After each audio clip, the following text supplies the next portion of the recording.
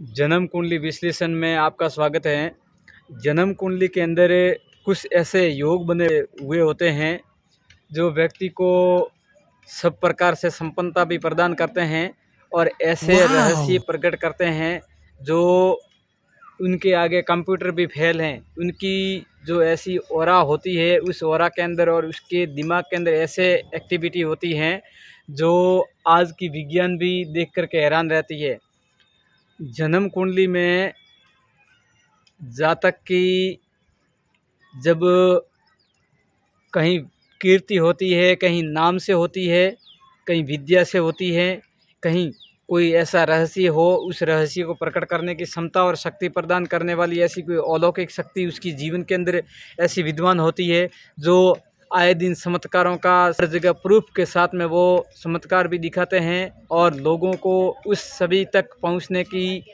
और लोगों को हकीकत से रूबरू करवाने की क्षमता रखते हैं। अगर ऐसे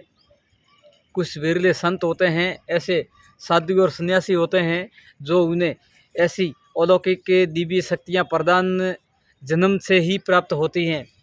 जन्म कुंडली में जब लग्नेश अष्टम भाव में जाकर बैठता है और पंचमेश भी अष्टम भाव में जाकर बैठता है तो व्यक्ति की बुद्धि इतनी विशाल होती है कि उसके हर समय दिमाग के अंदर ऐसी फीलिंग रहती है किसी शोध के ऊपर, किसी रहस्य के अंदर ऐसे कुछ असंभित कार्य होते हैं, उसको वो आश्चर्यजनक के तौर पर ऐसे सहजता से उपलब्ध करा देते हैं जैसे मानो कंप्यूटर का कोई ऐसा कोई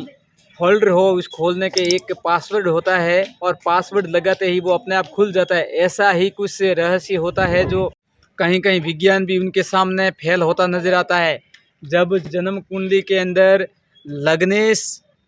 जब लग्नेश शनि हो और अष्टम भाव में जाकर बैठता हो, कुंभ लगन हो और मकर लगन हो, जब लग्नेश जाकर के अष्टम भाव में बैठता है कुंडली के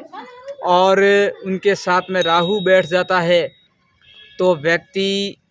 तंत्र विद्या के अंदर निपुण होता है और अगर उसके साथ में केतु आ जाता है तो वह अघोर पंथ के अंदर आश्चर्यजनक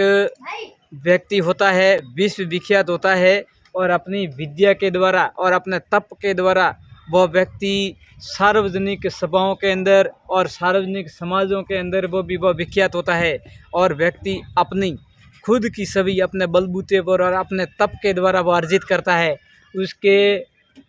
जब जन्म कुंडली के साथ में अष्टम भाव के अंदर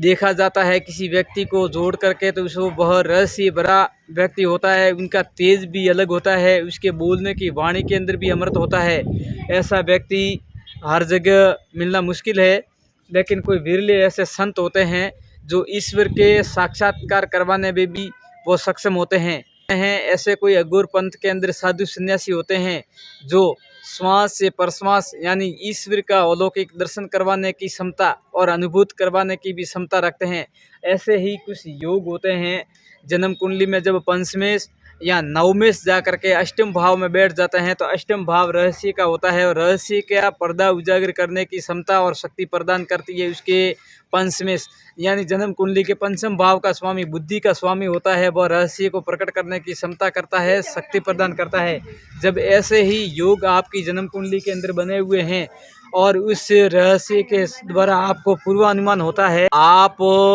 अपने पंचमेश के अनुसार अपने इष्ट की उपासना करिए। अगर इष्ट देवी आ रही है तो उस देवी की उपासना करिए और आपका अगर इष्ट देव आ रहा है तो उस देव का और अपने कुल देवता का आप